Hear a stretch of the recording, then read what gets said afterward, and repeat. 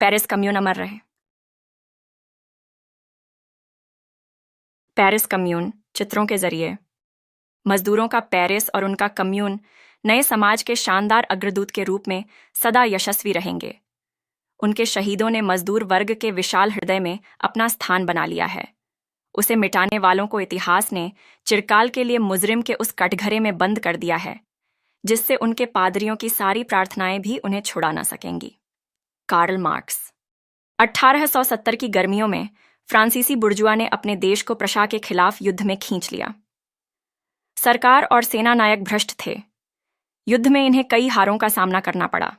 अंततः फ्रांस को सितंबर में 80,000 अप्रशिक्षित सैनिकों और बहुत खराब अस्त्र शस्त्रों के साथ विशाल प्रशियाई युद्ध मशीन के सामने झोंक दिया गया। फ्रांसीसी चारों तरफ से घिरकर पराजित हुए। नेपोलियन तृतीय और उसकी आधी सेना बंदी बना ली गई। पेरिस की सुरक्षा भंग हो गई और प्रशियाई सेना ने राजधानी को घेर लिया, लेकिन राजधानी की जनता ने अपने को राष्ट्रीय गार्ड में संगठित कर लिया था। वे पहले से ही भोजन की कमी के शिकार थे। भूखे लोग नानबाइयों की दुकान के आगे रोटी के इंतजार में पंक्तियों में खड़े रहते थे, लेकिन उन्होंने अपनी सुरक्षा के लिए कुछ तोपें जुटाईं और उन्हें पेरिस के किलों पर तैनात किया। इस कार्यवाही से अमीरों को अपने लिए प्रशियाइयों जितना ही खतरा दिखाई पड़ा। जनता के भीतर क्रांतिकारी उत्साह फैल गया। वे अपनी बंदूकें उतनी ही आसानी से घर के भीतर के पूंजीपतियों के खिलाफ तान सकते थे जितने कि बाहर के दुश्मन के खिलाफ। तोपों को कब्जे में लेने का प्रयास हुआ।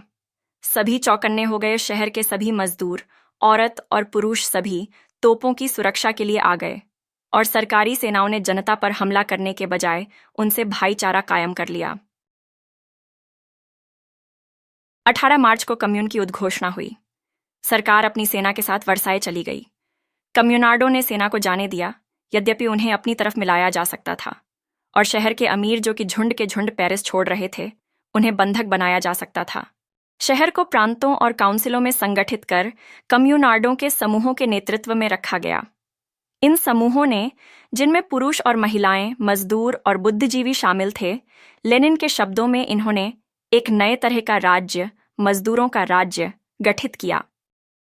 और सड़कों पर जनता इस नए राज्य की घोषणाओं को पढ़ने के लिए इकट्ठा हुई। चर्च को राज्य से अलग करना, नानबाइयों की दुकानों पर रात की पाली की रोक, गरीबों से पिछले किरायों की वसूली पर रोक, पादरियों की गिरफ्तारी, बंद पड़ी फैक्ट्रियों को फिर से खोला जाना, मजदूरों पर जुर्माने लगाने पर रोक। इस बीच वर्साय में थिएर और उसकी प्रतिक्रियावादी सरकार प्रशियाई अधिकारियों की मदद से पेरिस कम्यून पर हमले की योजना बना रही थी। प्रशा द्वारा बंदी बनाए गए हजारों फ्रांसीसी सैनिकों को छोड़ा जाना और हमले के लिए हथियारबंद किया जाना था, यद्यपि इसकी तैयारी कम्यूनार्ड भी कर रहे थे। सड़कों पर बैरिकेड खड़े किए गए। इस काम में पुरुषों और महिलाओं ने मेहनत की और उसकी सुरक्षा में लगे, लेकिन पूरे शहर की सुरक्षा नहीं की जा सकी। जो पूंजीपति पेरिस में रुक गए थे, उन्होंने कमजोर स्थानों की सूचना वर्साय को दी, और 22 मई से 28 मई तक के खूनी सप्ताह के दौरान सैनिक बगैर रक्षकों वाले दरवाजों से घुसते चले आए।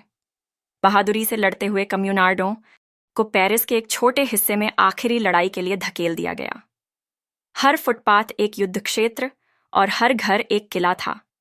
घायल और थक कर चूर हो चुके कम्यूनार्डों को एक ऐसे हमले के सामने पीछे हटना पड़ रहा था जो न तो महिलाओं को बख्श रहा था, न बच्चों को।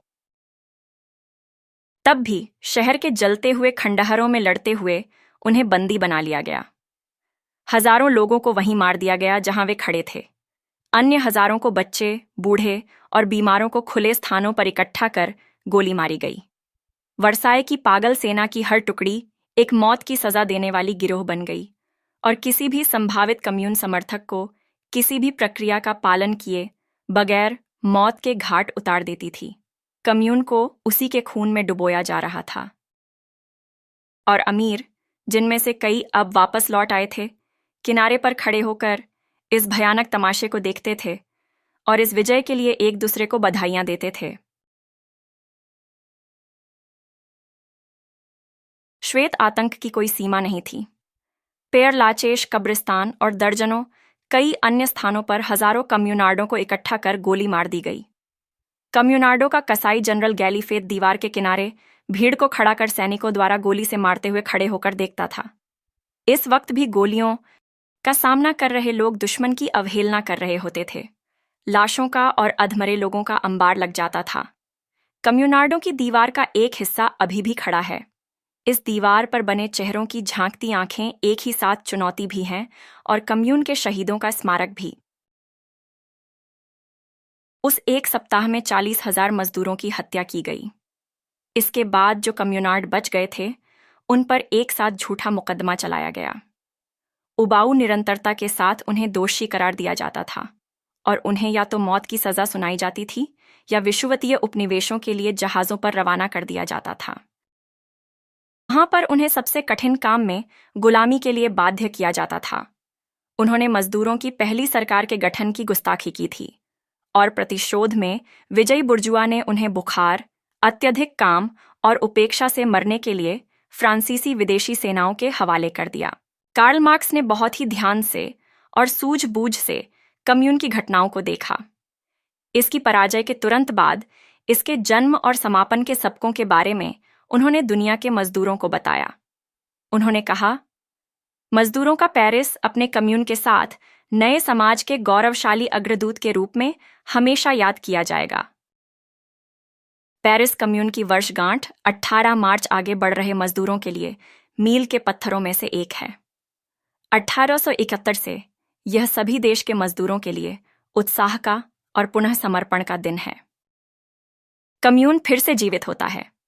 पेरिस कम्यून के 46 साल बाद अक्टूबर 1917 में बोल्शेविक पार्टी और लेनिन के नेतृत्व में रूस के मजदूरों ने पहले मजदूरों के राज की स्थापना की, जो ज्यादा स्थायी रहा। स्मोलनी में लेनिन द्वारा निर्देशित मजदूरों, फैक्ट्रियों के मजदूरों के जत्थों, नेवा में हुंकार भरती अवरोरा और सैनिकों और नौसैनिकों जिन्होंने सर्वहारा क्रांति में भागीदारी की, उन्होंने सभी सत्ता सोवियतों को के नारे के तहत बुर्जुआ सरकार को हराया। लेनिन ने कहा, पेरिस कम्यून पहला कदम था। सोवियत संघ में बन रहा समाजवादी समाज विश्व सर्वहारा कम्यून की तरफ मजदूरों के कूच की शुरुआत है। T. Paris commune, a story in pictures by William seagull.